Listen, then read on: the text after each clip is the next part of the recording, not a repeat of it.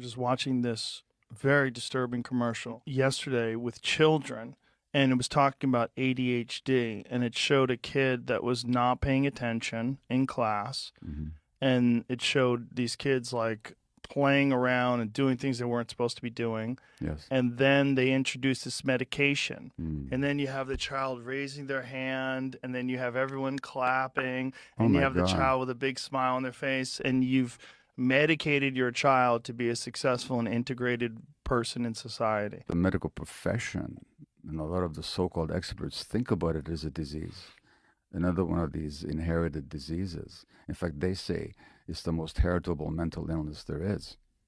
And I say it's neither an illness nor is it heritable. So the hallmark are difficulty paying attention when you're not motivated. Yeah. So kind of tuning out, like that kid in the commercial. Like me. Okay. Poor impulse control, so that you tend to act out whatever emotion arises. Mm-hmm. And sometimes the hyperactivity, difficulty sitting still and having to fidget and all that. And that described me to a T. But as soon as I learned about the diagnosis, I knew something.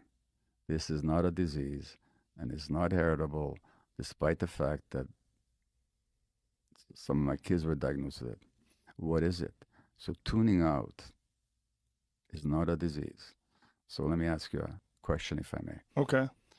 If I were to stress you right now, create stress, emotional difficulty, or tension for you right now, what would be your options of dealing with that, of dealing with me? What would be your options? I could either get upset or I could leave. Exactly.